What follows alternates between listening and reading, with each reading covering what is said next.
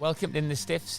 Thank you very much to our sponsors for Series 2, Budgeon Motors. Been established for 40 years, best car dealership in Shropshire. Debatable. Well, we've all had cars from there. Gav, you been to Budgeon? Yeah, a few times now. Dave, too big time. He only wants Teslas, doesn't he? But to be fair though, they do Teslas. Do any car. You want a car, they get your car. I just spoke to them. They are fast, to be fair. Dave's you want. There we are. Even Dave's backed them. You know they're good when Dave's on side with them. I've been offered 20%. Have we sorted out the discount? Come down to Budgeon, mentioning the Stiffs, and what we'll have to sort out. What's that discount? Yeah, about 90%. Yeah, we'll have just to don't sort tell that. the MD. That'll have to be sorted out at the showroom. Yeah, to be confirmed, that one. Yeah. A lot of Moscows, though. Yeah, they stick together. The Scousers don't this. I used to have a sunbed shop called Tanner Reef. When the awards start coming, it's great if it's just a podcast award, but if they start doing individual awards, it's going to be it's going to be awkward, isn't it? Yeah. You two will come up and you come third. But the first time training with the first team, yeah, it's petrifying. You hear stories, and as always, you do not want to be on Nigel Jensen's team. Certainly my YTS. At the time, a large parts of it I did not enjoy. Not my current school, obviously. Bopping it, and then you're that tired from chasing it. You finally win it and go to the outside, and you can't keep it. No, you 'cause can't you're keep, knackered. Who we signed here? Who are these two? Don't knock the hut, Dave. I love that place. That voice can't be real if it's that deep, like northern. Yeah. Like, It doesn't. Yeah, until he loses it, which is like once every 3 weeks. What were you driving when you pulled into Wolves? I had a Mini. First day, 1-2-0, and I was like, saviour's here. Yeah. I've been a little bit naive there. He's absolutely served me up there. If you're called Ben Smith, there's a 95% chance you'll know Gav Cowan. Gavin van der Cowan. Yeah, a shame for Feyenoord. Black Celica, like Knight Rider, thought I was the absolute nuts. Like, it was like Dave's Tesla, but 3 times better. 9:30 training, come on. I was like, where am I here? What is going on? And you haven't been home since. Yeah. Give the ball away, went in the middle, Yapstam nutmegs me. First time in there, mate. Hey, obviously don't trust me then. This has got to make sense, isn't it? Are we off? Come then, Gav. You introducing us. You're doing the Budgeon Motors. I thought you were going to say welcome to In the Stiffs. Welcome to In the Stiffs. Sponsored by Budgeon. Let's keep it going. Welcome to In the Stiffs, sponsored by Budgeon Motors, the best car dealership in Shropshire. Gav, do you want to give us the address? Gav, aka Google Maps. Featherbed Lane in Shrewsbury, Stafford Park in Telford. Yeah, really privileged to be able to call Budgeon our motors. Our sponsors for... Shall we start again? No, let's keep it going. Right, okay. I'm not starting again. We haven't got time. I've got to get Hashtag home. amateurs. You've been late, Gav. Just keep going. Series 2. We're very thankful to call them our sponsors for Series 2. What cars do they do, Gav? Citroen, Do Teslas. Renault. They do Teslas. You're Anything in for a you new want. Tesla. Do Mini agree. buses. I've just had a mini bus off them. Do you a great deal. You need to mention In the Stiffs when you go there. They do you great. Oh, they've swindled me. They've had me right Mention over. the Stiffs and you'll get a discount. Yeah, no, we're really lucky. We've I've just been speaking to them about a car as well, so hopefully they will do me a good deal. I'll find out tomorrow. Love it. Right, lads. Hello. Welcome to another episode. Thursday night, isn't it? New night for us. When did we used to do them? Every night of the week at one Every point. night. We were chasing our tails a bit, weren't we? The last episode was Ryan Lowe. Went down to storm that, didn't it? You've had good feedback, Dave, haven't you? I really enjoyed it. I listened to it properly for the first. I trust Wits of the editing, so I just wait for it to come out on the Tuesday morning and listen to it for the first time. And I really enjoyed it then. Everyone I spoke to, all my mates and lads at Bala I speak to who listen to the podcast, they all said it was their best one. A lot of Moscows, though. Yeah, they stick together. The Scousers. Look, it's gone down to storm in Liverpool, hasn't it? Can't do when we any look wrong at with when each we other. look at the numbers, they'll all be from Liverpool. What about though the best line of it all? Ryan, he was a bit blasé about it. He was. I used to have a sunbed shop called Tanner Reef.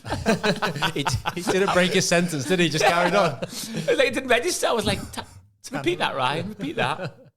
No, it was great. Only in Liverpool. What a story that is, though, from Burscough to where he's at now, isn't it? Amazing story. I think that's been the biggest bit of feedback for me. Is like that people are just so amazed at the story that he's had from playing at Burscough all the way through as a player, and then now as a manager, he's excelling. I think he's relatable as well, isn't he? Oh, Like, people can look at him and say so that's good with people. That could be anyone. Do you know what I mean? Yeah. He's not privileged at all in terms of starting on with a career already. Do you know what I mean? He's had to work hard for every single step he's made up that pyramid, and then go into management on top of that, and then be successful.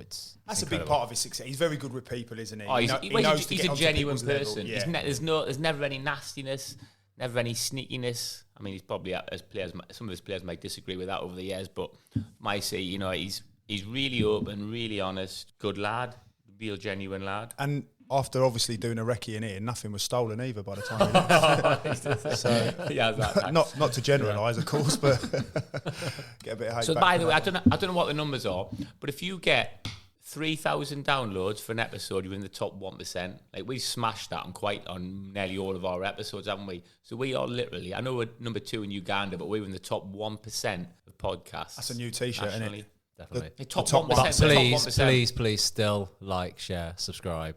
All those oh things. yeah, let's not get complacent. Yeah. Pass it to all your mates. And it's easy, isn't it? Like, loads of my mates have, when you go on it as well, on the platforms, whether it be Spotify, you can listen to it without downloading it. We need people to download, don't we? Oh, can you? Yeah, it's for it to be reflective. So we've probably got more people than that then. I would have thought so. But yeah, if people could download as well as just obviously listen to it on their Wi-Fi. And subscribe so they get those little notifications. You know what though? You know what I'm worried about? Because obviously when the awards start coming, if it's great if it's just a podcast award, but if they start doing individual awards, it's going to be it's going to be awkward, isn't it? Yeah, and I don't know. Two, I want you two there though, clapping your arse. No, and obviously I'll get you. Will involved. you collect the award? You'll do that on our behalf. Dave, I think Dave will have to do that. Yeah, $1,000,000. Get that. And as well, Dave will be more polished. Me and you'll be at the bar. We'll be like a Liam Gallagher, won't we? Get up there, just be total chaos. So you say me and Sam and me and Gav will be more like best supporting.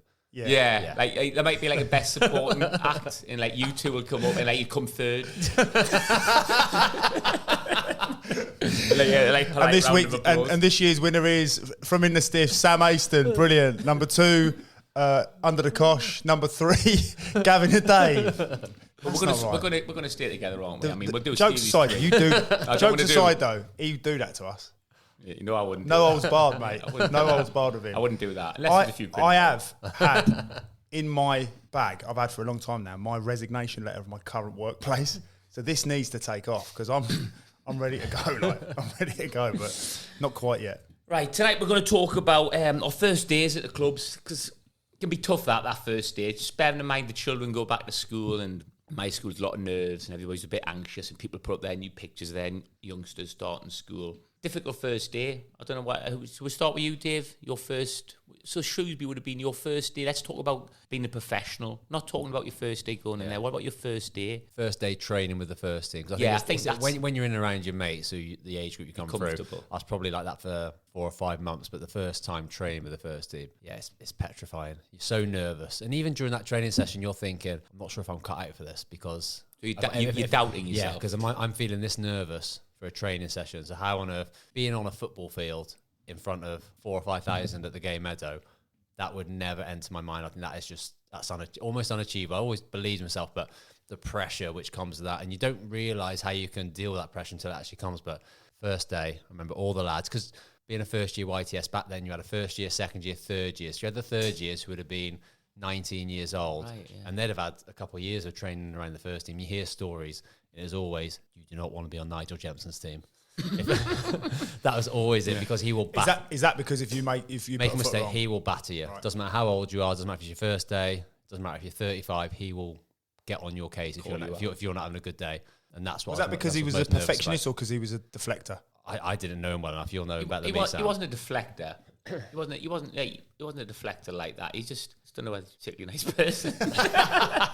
I relate it now to what, say, a Craig Bellamy would have been like. Right. Looking back, if I was a 16-year-old and then having to train with Craig Bellamy, it would be horrendous. I think for me though, with lads like that, and having played with loads of lads like that, it can be taken out of context. Like when we speak about that now, and we're like, he's like ruthless no matter what age you are. But I think actually the culture then, especially a little bit old school, they were very demanding, weren't they? And they wanted to win everything. Whether it was a 5-a-side in training or on a Saturday, they were very demanding. And I think when you say it now, it sounds a little bit like he was a bit harsh. And I suppose it was, but not as bad as what we're making out. I think in his head, in that environment, it would have probably been accepted. In his head, it'd be confined to the football pitch. So once you get off the football pitch, you're a normal bloke and you chat to him. But I remember about that first day, there was 2 or 3 of us training, a few second years, me and another first year YT, and they needed some extra numbers. We were doing this game where you was like, you got put into teams. Luckily, I wasn't on Gemma's team, but one of the other lads was.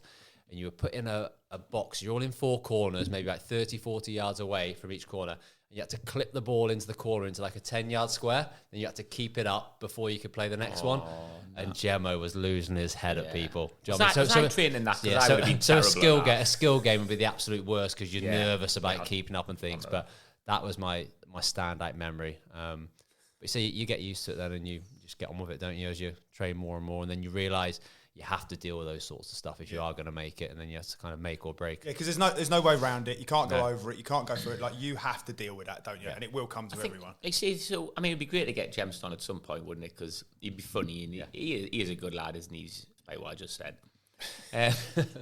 But he would argue, he'd say, well, if you want to come and play in this team, you don't get a pass just because of your age. You're going to come and play in this 11 with lads who are 20, 25, 30, 35. We heard it about Gerrard, didn't we? Test you out on the first day. You've heard Peter Crouch talk about it. Connor Cody spoke about it. He will test you to see if you're good enough and you can handle it on that first day. About that Wayne Rooney, I think we probably mentioned it on here. Wayne Rooney on that first day when he was training with Everton, he was like, I knew it was the best player. Yeah. And he's like, I'm going to show everybody 16. But that's why obviously he was the player he was. Well, Roy Keane's a big one, isn't he? Yeah, Roy Keane, he's exactly the same. And what you would argue is as well, if you don't come through that, you regard them probably as really harsh and, too far, and that, you shouldn't be doing that to young kids. But if you come through that stands you in good stead, doesn't it? I mean, we'll all say here, your YTS, like certainly my YTS, at the time, a large parts of it I did not enjoy. But when I look back now, I realise it was a making of me as a person. Yeah. So I think, do you know what, though? The problem is, it depends on your reason. If Jemson's doing that because he's thinking about you playing, but a lot of lads do, not just in football, in work. So I find that, like with teachers, if not my current school, obviously, but if someone's struggling, people like someone else to be struggling because it takes the pressure off yourself. So if you're one of the young lads and another young lad comes across and suddenly he's getting the stick, it's survival, isn't it? So someone else who's under pressure more than you. So it depends on the purpose, why they're calling them out. Why is Jemson calling them out? When Jemson wouldn't be doing that. He would call them out probably for standards because he wasn't particularly nice. But there'd be other young lads probably who were a year or two older than you who were probably like, thank goodness it's not me he's having a go at. He's having a go at Dave, thank goodness. Yeah. But you look at someone like a Roy Keane, because you've got too many lads in that group are clued up, aren't they? He's doing that for standards, isn't he? Because he wants to win. Yeah. And that's what Bellamy was like. Standards. Right. Do you know what I mean? Yeah, yeah. I want this training session to be that good. I'm going to give my all. I'm going to treat it like it's a game. Yeah. I'm going to make sure I'm ready for the training session. I'm going to perform in it. If you lads aren't going to do that, I'm going to call you out on it. So first day, demand and pressure. From a training perspective. As you move through your career then, and you've got a reputation from the club you've been at, it's different than being a YTS, but once you've been sold or you move on, then that's a completely different type of pressure, isn't it? Yeah, yeah. What about when Dave signs for Bala? He turns up in a Tesla first day, beeping the horn. Gets out in a white Armani suit. Shouts, "It's all right, peasants. I'm here. I'm here. You're all right, lads. Gets out. Lad comes over and goes to shake his hand. Dave gives him a 50. You're talking about them skill games, Dave. Obviously, when I signed for Sunderland, and I didn't do an apprenticeship at all because I stayed at school and did A-levels. So I went straight in as a pro, and straight away it was like the skill games, which obviously, like you two will probably agree, that's not really my bag. I was on Peter Reid's team, and there was like teams of 6. And like there's teams of 6, so it was me, Peter Reid, I can't remember who else it was, but like, Andy Melville was one, the Welsh lad. I can't remember who else, so a couple of other lads. And my God, I was petrified. And it was little races, like keeping the ball up over the cones, passing it back, then like under over, passing the ball through, going round, clipping the ball up, and having to keep it up on the full. And I wouldn't. You're niche in time. I was like average at my school team like 2 months earlier doing stuff like that. Oh, and he was started off like, "Hi son, are you all right? Now what's your name?" I was like, "Sam," and afterwards he was like fuming. Come on, you. Yeah. And at the end of the session, everybody had to pick one of their players to keep the ball up for the longest, for the and the last person who, like, the first person who dropped the ball had to wear like the big yellow coat for like the next day's training. Yeah. So straight away they said, "Pick your worst player of the day." Peter Reid's gone, "That's you, Sam." I'm going, "Oh no." So I've had to start keeping the ball up. Like, there was about 7 of us keeping the ball up. Remember Brett Angel, big centre forward? Yeah. He's kept it up about 4 and dropped it. Like, thank goodness. And everybody's hammered him, and I just sort of like skulked off away. But I remember that night, it was the same sort of thing the next day. You get 5 then, did you? Yeah, I think he got 5. And that must have been a record. I think I got 5 over a space of about 300 yards. So I think I'd gone 2 pitches down there. But I remember that night, like panicking about it, like thinking, "Oh no!" I was desperate to get into the games, desperate. And then we did the same thing again. Then we got into the games, and like I was in the games. For 11v11. Yeah. I mean 11v11. I was flipped it up, and I was like, "Hey, you gaffer." But yeah, it was horrible. We had a head tennis competition because he loved head tennis as well, and I was like, especially at the start, I was terrible at head tennis because I'd missed out on that apprenticeship. Where all that ball working, I just never had it. Head tennis. It was another time. This was a bit later, and all the names got drawn out of the hat, and it was like Peter Reid with me, and he was like, "Ugh." And he's fuming, but we never ended up having confidence boost. Yeah, when your manager goes, "Oh, I ended up. I don't know what happened. He mustn't have been in, but I ended up playing with Darius Kubicki, and in the end, like it was like 2 touch, but Darius in the end would just keep it up and head it back himself. Like he just wasn't involved with me at all. All the shouts in it. Are we doing transfers? Are we doing transfers? Is the window open? Yeah. I remember getting hammered, and like you'd be genuinely nervous coming into training, and the same as what you're saying about Jemson or Craig Bellamy. I was like, not on the Gaffer's team, like surely not. Because he was like Peter Reid as well, was like ruthless, didn't care, and he was a player obviously as well. Yeah, and he was like, it was his thing, like he's quite good at keeping the ball up and all that. When I got to 11-a-side, I used to run past them for fun and that. See you, Gaffer. Who's laughing now? And the players as well, like depending on how you come in, like the players can play a part as well about making your first training session tough. I remember going when I signed for Canvey, they bought me, and on the same day they signed another lad called Ollie Buquez, and we got there, but it was January, so it was snowing. Because it was snowing, I think they'd sourced like an old school AstroTurf. So they'd gone, we're going to do a circle. Grass burns everywhere. Yeah, shocking, yeah. But they were like, we're going to do a circle. Now, unbeknownst to me, that I learnt this over the next 2 or 3 years I was there. The circle ended up being 45 minutes of the session. Like Glenn Pennyfather was the assistant, like loved it. Yeah. And it went on, it was like, bopping everywhere, bouncing everywhere. It's brilliant tempo. But me and Ollie knew nothing about this. So they've gone, right, 2 new lads in the middle. So I'm like, brilliant. But they do this every week. And they were basically, if you get 10, you're in for another one. Yeah. So if you get another 10, you're in for 2. So then if you get the ball back, you're in for 1. You're in again. Oh, my days. Mate, we're in there for about half an hour.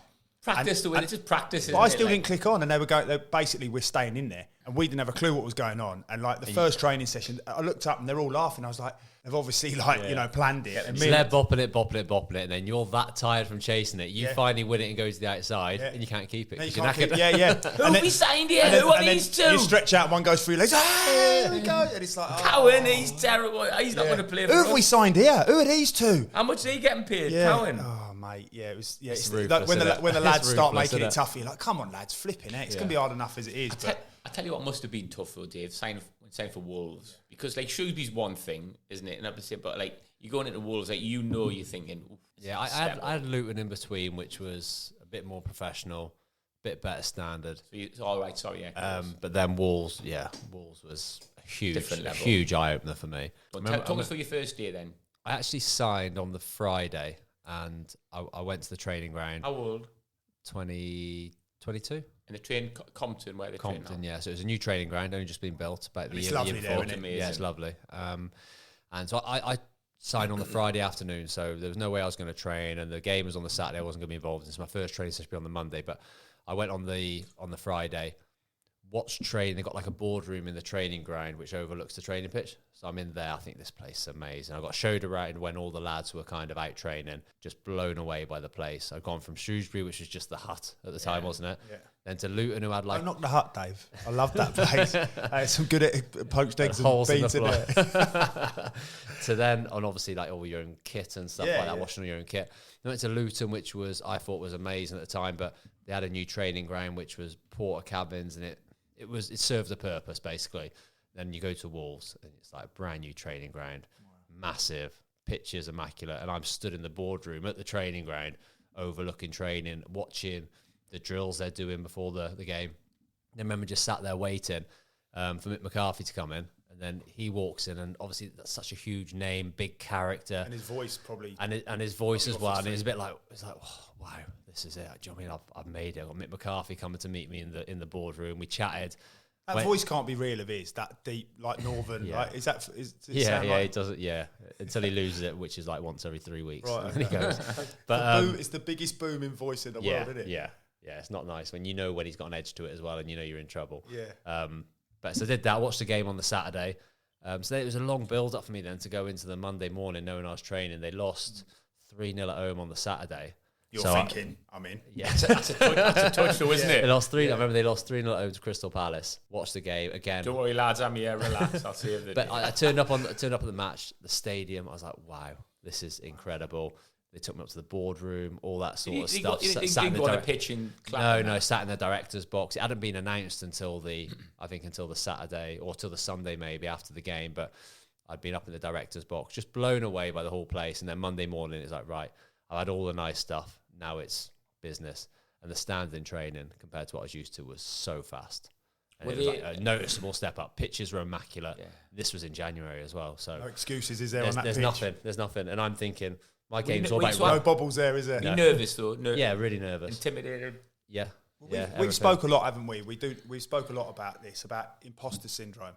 I was that, mate, for about 6 months, mate. Just give us a bit of an idea then how you dealt with that, because you've got to wear a little bit of a mask, haven't you? And we've spoke a lot about this off air, but go on, how did you deal with that then? I don't know, you just have to, don't you? I kind of kept myself to myself in terms of I've never been a loud sort of lad anyway. You get lads who come in who are like, try and be like, settle themselves in with a big voice and stuff. I was never that. We were lucky we had a real young dressing room, all very similar to my age. Mick had brought in lower league players who were 21, 22, trying to get to that next level of the Premier League. But I didn't know anyone, so I kind of adjusted slowly. I didn't know one player, but then because that's rare, isn't it? But you know everyone though because they're obviously you big know names. Who they are, yeah, but you haven't got an ally. You haven't got a mate on the first day. You go and sit like the school, and you have a buddy. Or you go and sit next to someone who you know, and you go, "Hey mate, I haven't seen you for a bit." And you know one at all. And they just carry themselves different as well. You find that as you go up the leagues, and money has a big part to do it. Like I pull into the training ground, and the cars are like, wow. Do you know what I mean? Every car's like. What were you driving when you pulled into Wolves? I had a Mini.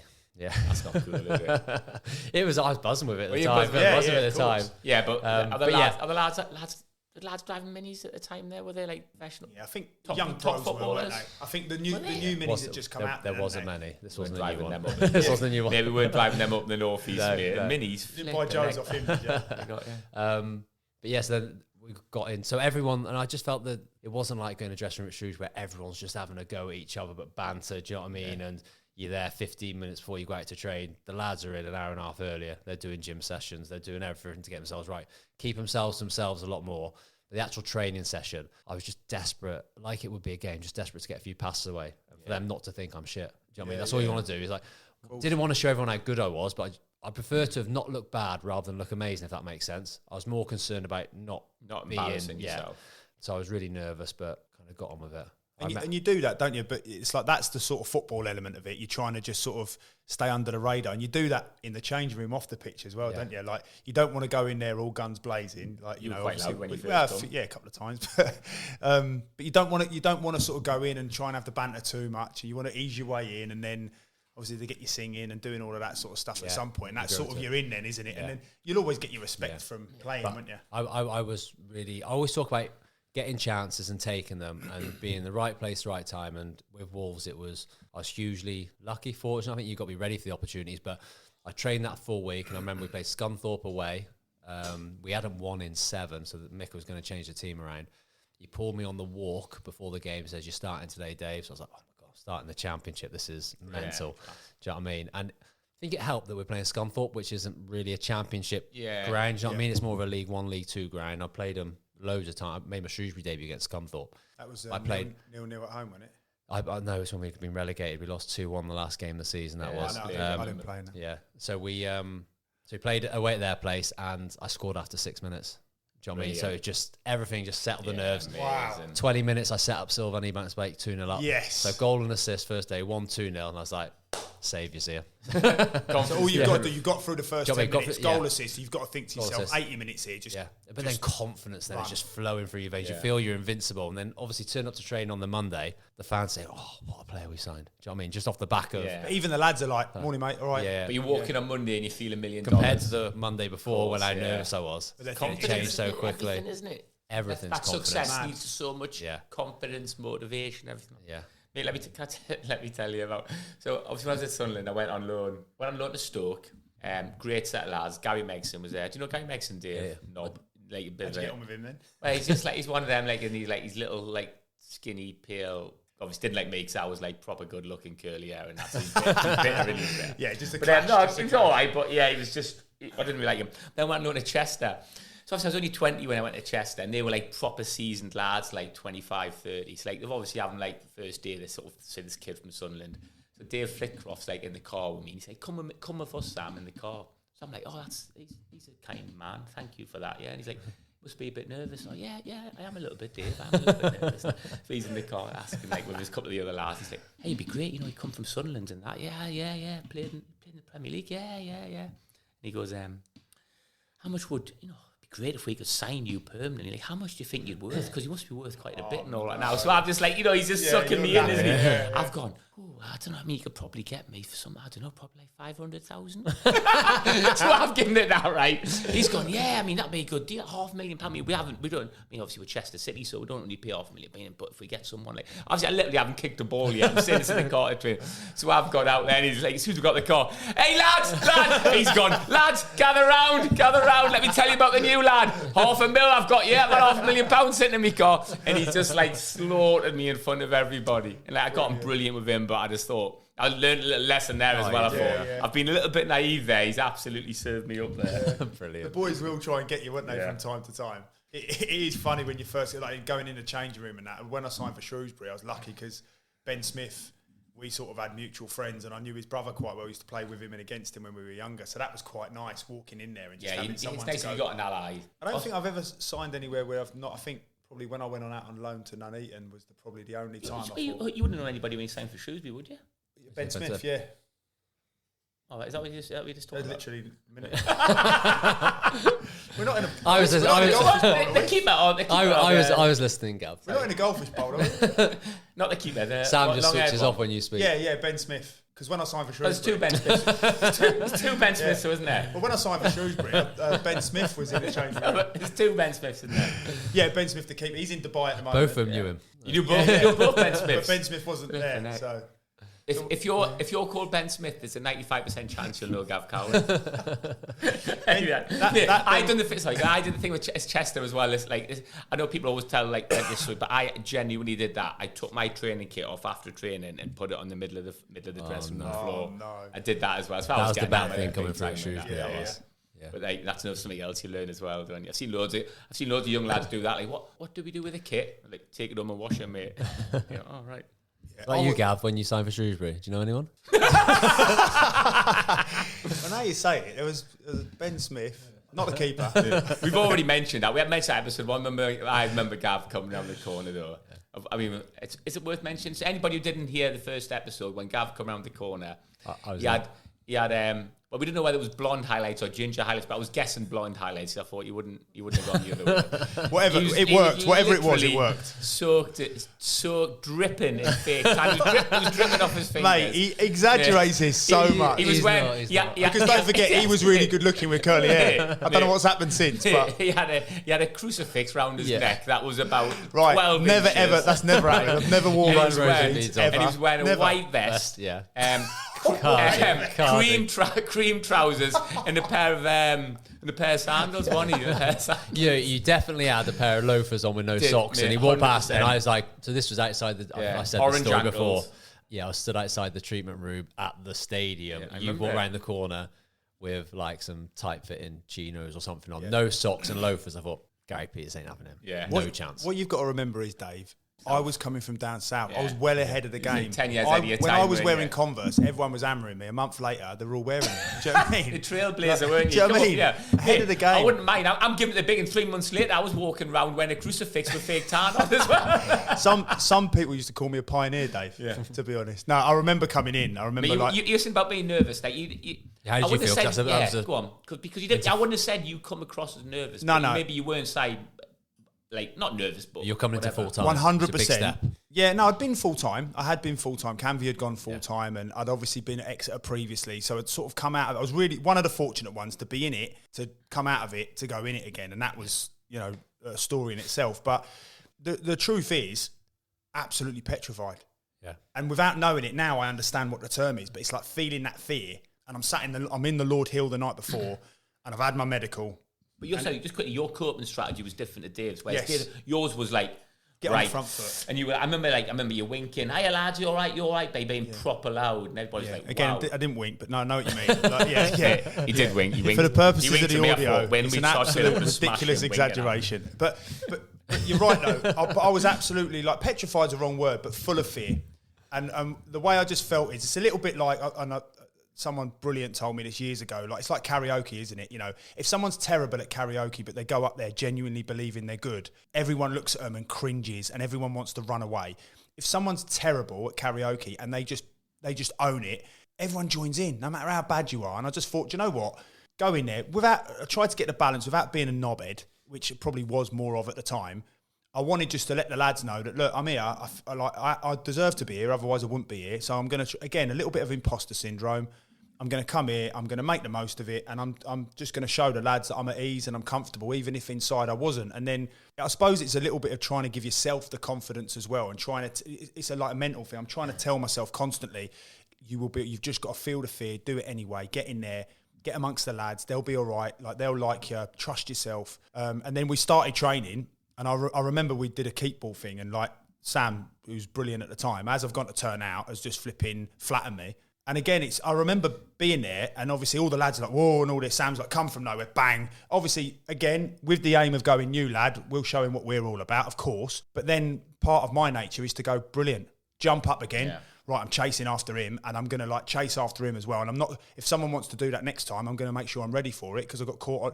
And then I suppose it's just this mental thing that I've always had to be sort of like almost try to fight everything anyway, you know. Were you a good age? Were you a better age? Because you're a bit older. Yeah. Like, I think I was 22 when I went. So yeah, you think the difference being at 22 is because you've got a bit more about you than when you're 18, 19, 20. I think you've been around a little bit more, and you probably had a bit more self-confidence. And I'd been sort of I'd been a part of a brilliant changing room, and I was probably one of 2 or 3 that were sort of like the changing room clowns. So, when it was just flowing, and like you could go in there and have the banter, and no one really wanted to come for you because you always had a comeback and you're always quite witty. So I always felt quite confident with that. But in height, you look back at now, and I just hope I got the balance, because it was good, because obviously it worked well, didn't it? Because there's 2 things in there. You've got to get on with the lads in the changing room in terms of like your banter and that, haven't you? And you've got to be able to handle yourself, and then you've got to perform, haven't you? There's 2 different things. Now, if you're doing one of them, you'll be all right. Like, if you've got banter, but you're not playing particularly well, the lads will still like you. Yeah, I had to do it, Dave, because I was shit. yeah. But if you're like a bit of a nugget, but you're performing, the lads will sort of put up with you because you're getting them like results, aren't you? So go, he's a bit of a dick, but he's just won us the game on Saturday, so So if you got both, perfect. If you've got neither, you're done, aren't you? Yeah, like, of course. If you come in and you don't offer anything. Yeah, if you come in the first couple of weeks and you're not offering anything, and you're not even particularly mixing with the lads, and you're not getting involved, and you're either a bit aloof, or you're a bit rude, or even unfortunately in football, even if it's just a bit quiet, really. Yeah. If you don't really speak and you're not performing, it's like, can't be bothered with you. Like, you literally, what you bring to the table, why are you here? Yeah. You're not enhancing the team. You're not enhancing our lives. And I make you right a little bit, because I was a little bit older looking back now. I think because I was a little bit older, it helped me, because I'd probably been through a couple of scenarios where I'd gone in and gone, right, I need to hit the ground running from a training perspective, and don't be too quiet, because the lads won't have anything to do with you. And then I remember years later, funny enough, I think I did a talk in front of a primary school. I remember like you were there, and it was like 400 kids in a primary school. I remember you saying to me after, flipping heck, mate, you've done brilliant there. And seemingly when you get up there, you're like, morning everyone, how are you? And everyone thinks, oh, you breezed that. But inside I was thinking, flipping, I'm panicking, the stomach's turning over, and it sets you in good stead, doesn't it? So I suppose in hindsight, being 22, 23, it did help me going to Shrewsbury and being able to act like that. Mate, tell us about, what was the club where everybody, you have like, what do you call it, when you have to do a performance, don't you? Initiation. Yeah. Tell us about your Dutch accent, Gavin van der Cowan. So no, yeah, when you'd always have to do like funny things, wouldn't you? So you have to sing and stuff like that. Yeah. It was more so the opening, the day. I remember, I think I was at Braintree at the time, and I'd signed on the Friday, but it was a lads' night out on the Saturday. So straight away, I'd signed on the Friday. Which is as daft as that sounds, it's a good way of getting involved with the lads, isn't it? And massively. And if you're like what you are, if you're loud on a night out, it's a good way of everybody going like, he's all right, he is. Because if you're funny and you've got banter and you have a good night out, yeah, I did. You're going to be all right. I did this thing where we'd be on a night out, and I'd do it as a joke. But if we'd speak to any girls or anything, of course, I'd speak it as a in the Netherlands, and of course, yes, I have signed. How do you say in England? Loan. I've signed on loan, of course, at the club, the football club from the town centre, and so I'd speak like this. And apologies to any Dutch listeners. So then the lads would start calling me Gavin van der Cowan. So obviously, as soon as I got done that on the first night out, one of the lads was like, what did you just say there? And he's overheard me. And then I was like, obviously, you're doing it again. And then you're doing it in the kebab house at the end of the night. Who tell me you played for? Was it? It wasn't PSV Eindhoven, but it was Feyenoord. Yes, I signed for Feyenoord. And on loan at Braintree. On loan at Braintree. Everybody used to buy in. Braintree Town. Braintree. And I do all of that. He did it at Braintree. He still did that while we were out in Bridge North. Yeah, 1,000,000%. But I remember we'd been doing it all season. So we got promoted that season. It was a brilliant year. Some brilliant characters, loads of ex-pros. But I got Player of the Year. So at the end of the obviously the awards, they basically said, Player of the Year, Gavin Cowan. So I've come up, and obviously everyone's clapping and that, and you wait for the clapping to die down. And I just went just like to thank the supporters, of course. And obviously the supporters are like going, "What's he doing?" But the players obviously all on one table just creasing up. And I was going, just like to thank David Culverhouse, Terry of the Howard. Thank you so much. I now must catch the flight back now to Amsterdam, of course, and just be doing that. So yeah, all of them. But like you say, it was a night out, and Gavin van der Cowan was born on my second day, and we'd won on that Saturday, and then you go on and it becomes a theme, and you're in. Confidence is through the roof. You're in because then you go and train on Monday, and you've had a laugh, and suddenly the lads are going, mate, how are you? All right, Gavin van der Cowan, and have a bit of banter, and straight away you're in there, and that helps your football, doesn't it, as well? You probably you play better from that. Yeah. When I came on to Shrewsbury on loan, didn't I, the first time? I had a black Celica, Knight Rider. Thought I was the absolute nuts. It was like Dave's Tesla, but 3 times better. So I was proper having myself. 3 times it was amazing. Remember Lee Steele, centre forward as well? Yeah. I stopped at his house one night, and literally, I thought he's doing it for banter. He put on all his video, a video of all his goals. I was like, and he started to show me them. I was like, mate, he's another Flickcroft one. He's just winding me up. Yeah, and he's like, just showed me all his goals. Where he wants his crosses. It was the longest drive. I remember coming from Newcastle. It was like Shrewsbury, so I flew down to Manchester, and it said 42 miles to Shrewsbury, but I was just driving everywhere. I remember ringing home, going, flipping, I am miles away. Here I was just seeing sheep and hills and all that. I thought, where I am, I am literally South Wales here. I've got I don't know where I am. Everybody was speaking like they were Welsh. I was like, all right, Sammy, morn. All right, lad. And half 9 training, oh, morn. I was like, where am I? Yeah, what is going on? And you haven't been home since? Yeah. That was 25 years ago. I honestly, when I came down for my medical, I remember, because where the old Gay Meadow was, it's a weird system, that, innit? You have to go under the railway bridge and whatever. Right. So as you come under it and you turn right to go into and then left into the Gay Meadow, I'd gone over the English bridge. So I got sucked into the town centre, and genuinely, I was actually due to sign for Notts County, and then Shrewsbury came in and offered money before the end of the season because Gary Peters wanted to get it done. And I was like, right, well, I'll go and have a little look. And I just thought, I was like, where is Shrewsbury? And they were like, it's near Birmingham somewhere. I was like, right, okay, I'll go up there. And then I went over the English bridge, got sucked up, and I just thought, right, this is obviously a one-way system. And honestly, I got on the phone to my mum straight away, and I was just like, if I pass this medical, I'm signing here. And she was like, really? I was like, listen, if this goes well, I'm never leaving this place. It is absolutely stunning. And she was like, really? I was like, just driving all the way through the town. And I just literally made up my own mind of how I could get back. Just went through and then come past the train station and up the hill again. Best place in the world, mate. Yeah, but Gav's come from Essex. He's buzzing again. I'm from Newcastle. It was a tough sell for me. I signed on loan again. I was like, oh, yeah, going on. No wonder you caught the plane out of there. It's a difficult one to ask you, Dave, because that was it, wasn't it, really? You've only, who else was it? What was your first day? I had Luton and Reading. Reading, yeah, go on, sorry, talk me through Luton was a funny one, because I remember the first day I was in, I'd been signed through the summer. First day of pre-season, we was just in a college doing fitness testing. I think we were down at in Hertfordshire somewhere, and it was where, I'll say Wasps train maybe. But anyway, we were doing our fitness test there. Straight away, I'm trying to eye up which players I'm going to be competing with, as you do everywhere. You're trying to find out who the centre midfielders are. And all I've got to go, and back then there wasn't social media, not even Google or anything like that really that I was using. So I didn't know any of the players at all, didn't know what positions they played. So I've kind of saw two lads with, one had squad number 6 on his shirt, the other one had number 8. So they got to be centre midfielders. Went and introduced myself to everyone. These lads I've come for your place, mate. One shook his hand, crushed his knuckles in his hand. These two were like big boys. One was like, I am Bez. The other one says, I'm Brillo. Nice to meet you. So we go out and do the fitness testing. My thing's, right, I've got to beat the midfielders. So I'm there absolutely smashing it around a 400-metre track, absolutely pissing all over these two lads. I'm thinking, I've got these. They're big lads, but I can beat them, definitely. Yeah.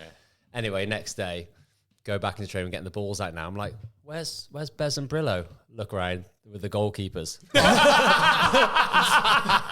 They had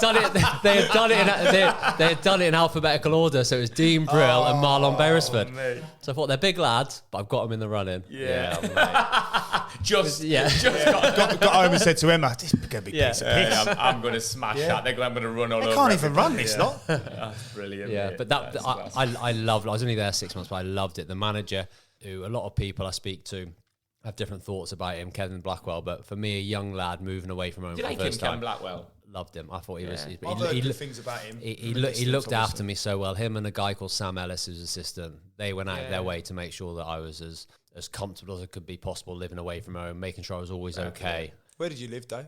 I lived in a place called Flitwick, which is just north of Luton. You living by yourself then? Yeah. Well, I was in a hotel for about 2 months, and I bought in Flitwick and lived there by myself. But yeah, they went out of their way, like every day, making sure when I was leaving training, you got stuff sorted for tonight.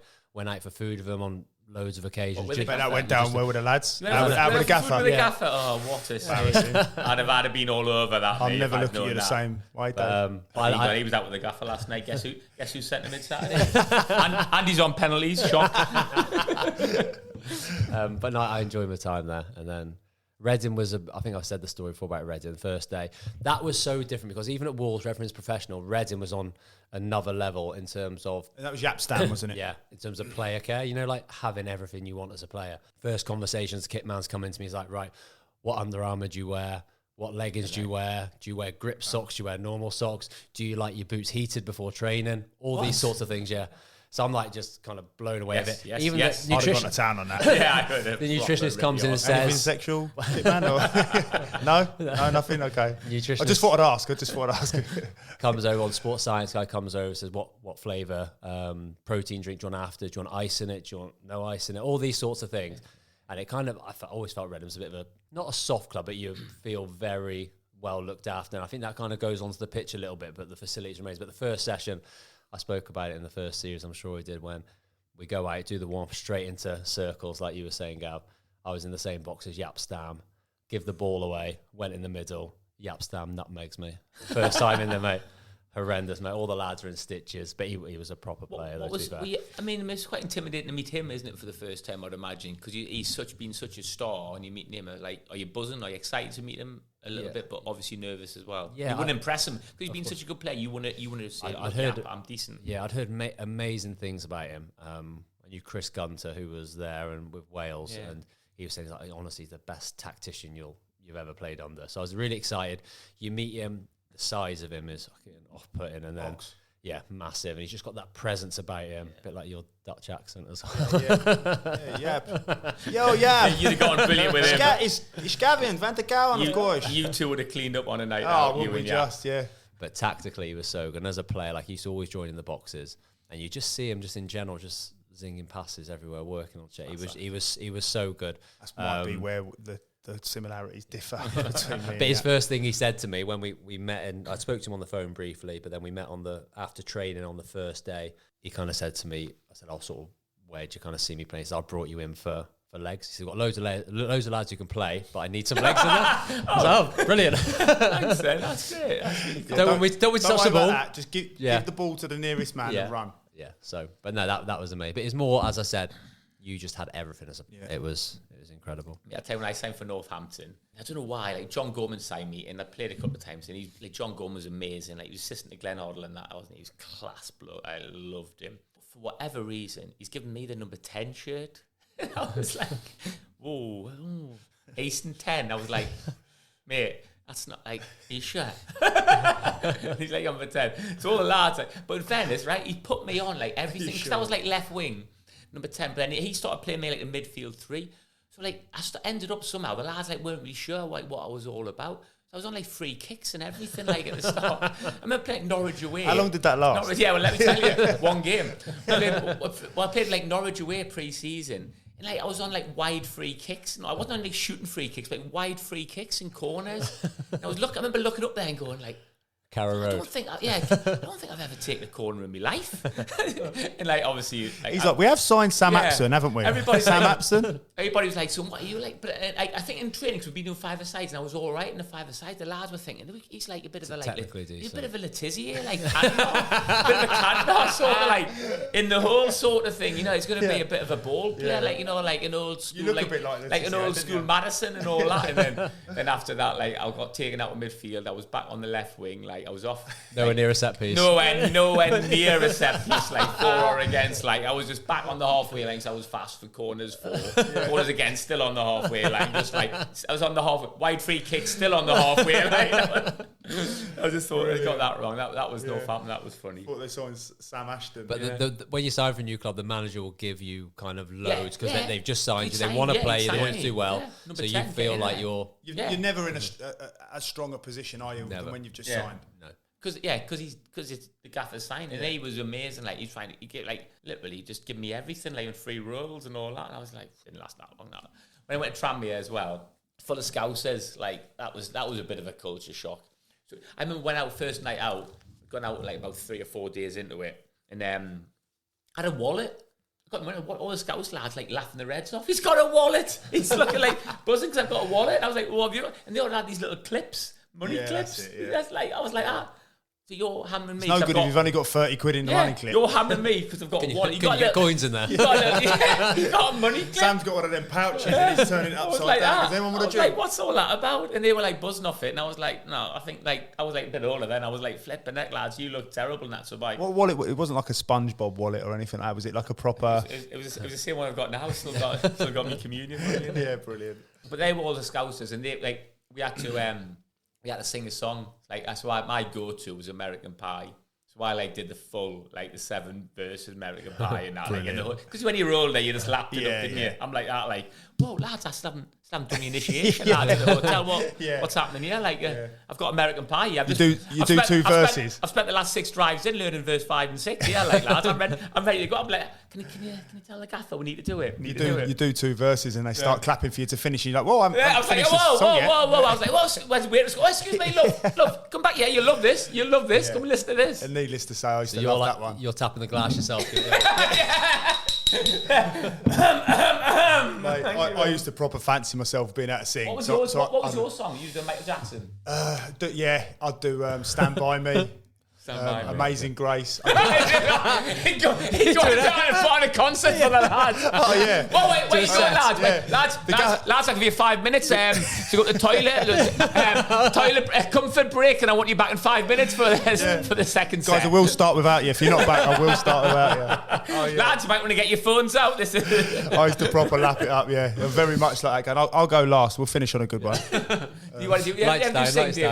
Where do you sing? You must have had a sing. Yeah. Later on in my career, though, I never did it at Shrewsbury, never did it at Luton, never did it. We didn't get you singing at Shrewsbury. Never did it at Wolves. Why didn't we get you singing there? First time I did it was with Wales, and I did it at Reading, Shrewsbury, Bala. I had to do it.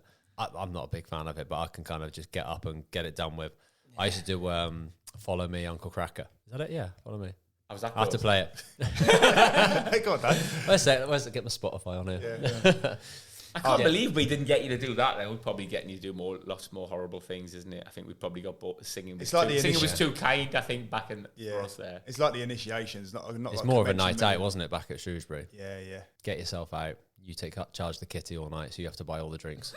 you don't sit down. You take charge of the kitty. Who's got? Who have the whip round? No. So how's that working then? What else? Anybody else? Any other clubs? When I left Shrewsbury, I had a couple of clubs. Like I think I had Bury, Macclesfield. Both clubs sort of reinvented now, aren't they? And I had another one, all sort of north, but like financially it wasn't viable. And I'd sort of made my mind up. I was leaving Shrewsbury, 6 months left of my contract, and I was like, like obviously the Gary Peters thing had come to a head or whatnot. We played against Wickham at home, and I think they were flying at the time. They were top of the league. I played centre half with Kelvin. Again, we'd drawn 0-0 and had a really good game. And my agent called. He went, "Well done today." He said, "Listen, I know you're keen to sort of get off now. Really, got a club that's come in for you." I was like, "Yeah, the Bury thing. I'm not really, if it's gonna, I want to do something to improve." And he went, "Well, I've got one. Hear me out on this one." He's gone, Grays Athletic. And I've gone, tell honestly, I'm all right, mate. And what division are these in at the so time? they were in the conference, yeah. And at the time, there was like a money guy in there, Mickey Woodward. You can Google him. Mickey Woodward. Yeah, Mickey Woodward. Yeah, the manager at the time. To Edward Woodward. No, definitely not. But he was the owner of the club, let's say. And Grays is obviously in Essex, so I'm from Essex, not far from there. And I just thought, I was like, I'm not interested. And he told me what the financial package was, and I was like, oh, flipping heck, like 3-year deal. I mean, this was like big money, really. And I was like, oh, okay, well, I'll listen. And then Andy King was the guy who was the manager. And then, so anyway, it was all agreed. I was like, really wanted to go. I wanted to get it done. And I thought I can move home. I've sort of put an end to this sort of like confrontation with Gary Peters, blah, blah, blah. Flipping financially, this is absolutely brilliant. Long-term contract, not having to scratch around every year. Brilliant. Went alongside, and I remember we were at the ground, got to the ground, and he was like, "Yeah, don't worry about all this. Don't worry about this. We're going to be having a new ground." I was like, "Is that in the next 3 years?" Like, because it was, Grays isn't a great ground. And he went, but at the time, obviously, he got Aaron McLean playing up front and like really good players. And I'd spoken to a lad I know called Lee Boylan who I'd played with at Canvey. What's it like there, mate? Because obviously, he went, "Mate, it's brilliant." Which obviously, in the end, of flipping tries to grab Busy in the car park, I was absolutely fuming with him because it turned out to be an absolute nightmare. But I remember the first problem I had was I turned up, sat down with the chairman. He went, "Well, I've got you. Happy with the contract?" I was like, "Oh, yeah, absolutely. Like, really good." And he went, "What we could do, give you 500 quid on your contract and the rest of it could be in cash." So the alarm bells started going. I was like, whoa, no. Like, to be fair, at that point, Gary Peters had sort of transformed. Good luck with that when you get injured, isn't it? I was like, yeah. And he went, have you got that cash from you, mate?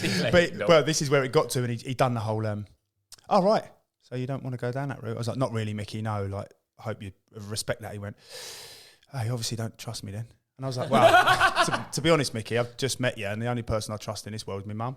Obviously wasn't with my missus at the time. And he's like, right, well, okay, well, we know where we stand then, don't we? Got up and walked out. So I turned to the agent and went, I don't know if this is a good idea. Then they went, I will give you time to move. So come in the next day, played against Tuesday night on Sky against Ebbsfleet, got beat 2-0. Day off on the Wednesday, come in, all the lads are carrying on as normal. I ain't got a clue what's going on.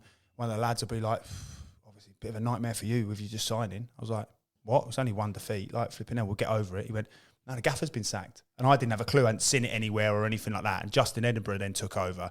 Went to Justin. Any chance? He went, well, don't worry, Gav, you were my signing. And then, literally, I remember being at training, my first training session. I had one red sock on, one blue sock. We were in the middle of a school field with an electric pylon above us. And I was just like, went to Lee Boylan, like in the training session, are you taking the piss? And he was like, no, honestly, mate, give it time. I was like, give it time? There's an electric pylon as a goal there. I've got one red sock on, one blue sock. And it was like, it was a 3-year deal. It lasted 8 months, and if I could have got out of there sooner, I would have done. But I remember going in there. Yeah, the changing room was poison.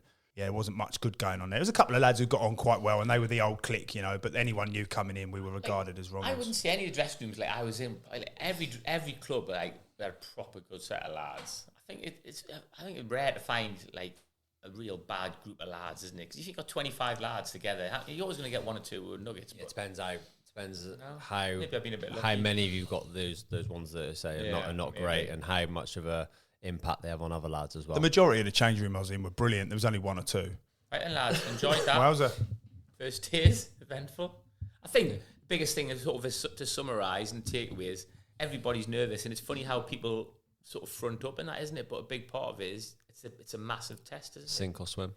Feel the fear and do it anyway. It stands you in good stead for life, doesn't it? I said when I became a teacher, and then I remember when I was an NQ What about that, teacher. Sam? So your first day teacher? Yeah. So like the first day, I mean, it's exciting though, a million miles away. But obviously I was a bit older than one. So you're different, but you're still nervous. Yeah. Like do your first assembly or whatever, and you're nervous, and it's in a different way. But because you're a different age, you can cope with it more. Because I've had so many times where you've walked in and you've been nervous and you have to front up. You feel those nerves, but you can handle them. Yeah. Like now, if I have to do something, like when we did the live event, we probably all felt a bit nervous, but we were sort of all right. We're coping with the nerves a little bit, weren't we? Because you're used to them. That's why you want to have those nerves. I think you can handle it. I say to my kids, like, welcome them. Like, a lot of people, like you know, fight or flight. That whole thing is. I just try and say, look, that's excitement. Don't. So, some people never feel that in their life. I remember Bobby Saxon going, some people will never feel that in their life. I remember before my debut, I was playing against Ipswich, or something. He went, enjoy that feeling, Sam. Some people will go their whole lives and not have that feeling because they're never not trying to do anything, not taking a risk, nothing doing exciting. So it's a good thing, and it does stand in good stead for life. Whatever you do in business meetings or at schools, I remember, like, we have Ofsted. If you're anybody who's in education, know about Ofsted. So, like, they're saying, oh, you're crying, you're NQT, Sam. And I was thinking, well, I probably won't. Like, I'm 34 years of age. It's going to have to be something. And Ofsted will come in, you'll be petrified. And I'm like, not really. Like, bring it on. In management, the one that I remember was when I'd just taken charge at Telford, and it was the opening day of the season. You talk about first days. That'd be interesting. That's a hard one. I bet managers. Go on, we've got a bit of time. Tell us that. Sorry, did you go from playing to management? So did you have a bit of time out? I went from playing to player coach at Solihull, and then I went to coach at Telford, and then I got the job when Rob Edwards left. Yeah. Your first day walking in to speak to the lads. Yeah. The manager. I'll be honest, that was a walk in the park for me. I felt good all through pre-season because there's nothing on the line. And you'd been a player there, though? No. I'd gone in as a coach, and I think, like, I retained a bit of the squad, but I'd brought my own players in. Did you come in and do a speech? Yeah. I sort of really. Hi, I'm Gavin. Gavin back at Cowan. Hey guys. You could have said how you keep that going. Yeah. No, I didn't go down that route. But no, you have to outline your core values, don't you? Like, what it is that you represent, what you expect from the players, and I did that, and I think that came across really well. I mean, certainly in my first season there before the pandemic hit, like, we really hit the ground running, and we understood that we probably had what was the worst budget in the league, I would say, which, well, I know now for a fact, and we'd sort of, the staff really sacrificed their wages, as did I, to try and put into the playing budget, to try and make it a success. And it was a brilliant year. It was amazing. But I think what was really important was we'd set out to try and be the most professional, semi-professional team in the country. And we sort of said to the lads, look, we want you to buy into it. But we bought into them as players as well. And they could see what we were trying to do. And it was brilliant. But I remember the big one for me was the opening day of the season. And obviously Telford's a lovely ground. New Buckstead's a lovely ground there. And the supporters will come out. If they've got optimism, they'll come out in their drones. And it was quite packed, and we played Southport on the opening day. And I remember just getting there. Nervous, so? Yeah, I got there earlier. I was the first one at the ground. Even like waiting for the guy to open it up. Yeah. Put my steward's coat on. But I remember walking around and thinking, yeah, I'm nervous now, like, because it's like we're not playing pre-season. More nerve-wracking as your first day as a manager than you would be for your first day as a player. It's out of your control at this point, though, isn't it? You'll give your pre-match talk, but the work's done, which was all done in my head. All the work was done. And what I wanted them to do is, like anything really, like, obviously you have a game strategy that you put in place, and we worked really hard on how we wanted to play and had done our due diligence on the opposition and all of the above. But I wanted them to represent that hard work that you put in, and I wanted them to, like, you know, funny, when you're a player, it's all this like fight for the shirt, and there's obviously you buy into that a lot, but there's a little bit of eye rolling in there, like, oh, we're fucking fighting for the shirt, yeah, good one. And then when you're a manager, like, you buy into the whole thing, and you have to, like, you two know me well, and I if I'm going to do something, I buy into it massively, and I did. And I remember the whistle was going, and I remember really trying to be present, and like I looked around the whole ground, I took all the supporters in the stand, and I really tried to suck in all of that energy, and thought, again, like you said there's not many people who would get this opportunity to stand here in front of, I think there must have been close to 2,000 people on the day, opening day of the season. It was boiling hot. The players were prepped, strong, fit. Oh, I felt so honoured. Yeah, it was, honestly, I felt 10 feet tall, but extremely nervous. And it was a really tight game. And we won 1-0. And the feeling was just... The win as a manager must be a lot better than a player. Yeah, but it's when you lose, it's like the hardest thing in the world. You've got to have broad shoulders, which I have, to be fair. I am blessed with that, like being able to stay focused and constant, blocking out the noise. But it was a brilliant day. But I remember when we talk about first days, your first competitive match as a football manager, I played for the club as well, captained the club. And it was like, you know, I really bought into it and wanted to do well. And yeah, it was a great day. But again, the nerves were like mad. I remember, and again, fronting it up, stood there, shook the opposition's manager's hand. Guys are right. And obviously your players are looking to you, aren't they? They are looking at you and going, right, what are we doing today? And I'm like, right, we'll be aggressive. We'll be on the front foot. We're the home team. We're going to be attacking. We're going to, like, you know, we're going to put our lives on the line, but we're going to stay focused. I used to say to the players, cool, calm, calculated and cold. that's what we're going to be. And yeah, it was it's a brilliant day, one I'll never forget. Nice. Good one to finish on. Yeah. Right then, well done, lads. Enjoyed that. Yeah. Next week we've got Michael Bridges coming up. Get in there. It's a good one, that, isn't it? What class Dave act wasn't he was. there for that, though, was he? Wasn't invited to that one. Will anybody listen next week with Dave not? I don't think so. We'll have to do Michael extra Michael promotion. Bridges is good. Yeah, he's Leeds quality. Fans, Newcastle fans, I've Sunderland listened to fans. it. It's really good. And we had a I couple grew up of with him. Yeah, and Good lad. he looked is. after us when we were Funny. up there, didn't he? Yeah, Flipping we had a heck. few beers, Didn't pay a penny, did we? We weren't going to come Give us a over. bit of his background, Sam. The clubs he's played. We nearly moved to Whitley Well, Bay. he used to play against me for school teams. I was betting him at school. We played for Sunderland together, and we like our careers were just exactly the same, intertwined until he signed for Leeds for 5 million, and I signed for Shrewsbury for 50 grand. And then he didn't speak to me for 3 years. And I would bring them all the time. Richie, then he got injured. Then he signed for Carlisle. He left you a voicemail. Then he rang me again because I was playing for Tranmere at the time, so I was betting him. And then he's been out in Australia. Great lad, like dead humble, loads of fun. They proper Funny looked stories. after us up there. We didn't want to come home, did we? He played in a great Leeds team. Yeah. They were like flying in the. I mean, he was top scorer, wasn't he, with Thierry Henry and everything. He was top scorer for Leeds. Played in the Champions League. Played in the Cup Winners' Cup, didn't he? He had a Amazing. fantastic career. Oh wow! Then he got time up in Willie Bay, didn't we? Amazing. We got driven up there, didn't we? We had a few beers and a few more beers. We were like, we'll just We were take it saying, easy like, because yeah. we've got to obviously get back. And then me and Sam were like, we'll just stay So we'll overnight. just You know, stay, we're good we'll at like stay. that, aren't we? We're good at I'm good at that. staying yeah. focused and stuff after we a were in beer. Bridges' mate's bar, wasn't he? So we would find out all Bridges knew all his new One beers named and after all his that. dad, his late dad, was His it? Which dad, was yeah, Joe's brilliant. whatever, Joe's bitter or something. Yeah. Had 13 pints of that. We did well to get home, didn't we? We Yeah. come home with stupid Managed to things. FaceTime me on the way back. Yeah. Yeah. That was good. That must have been lovely for you, Dave. That, It must have yeah. been nice to have the clock in the Felt morning. like I don't think we were Emma incoherent, loved were we? that. I was like, that was a really nice conversation. Listen to Sam and Gav there. Just shouted down the phone. But Absolutely again, battered. brilliant podcast though. Yeah, so it's a great so podcast. insightful. Adversity through his injury, Yeah, going out to terrible Australia. injuries. Some of the stories on Good Newcastle. Some good stories from back in the day. I mean, he's best mate's Alan Shearer, isn't he? Yeah, He's yeah. really good mate's Alan Shearer, which is a bit of a hero of mine. So it's definitely worth listen to that one next week. It's a belter. Amazing. Anything else? If you want, Gav, subscribe. Yeah, if you want to On contact YouTube. us, we are Can on you still all subscribe social. on YouTube? I'm just trying to say it now. No, but, like, how many subscribers have we got? When I went, Why are we pushing? have you heard of YouTube Ben more? Smith? Can we get? Is he a YouTuber?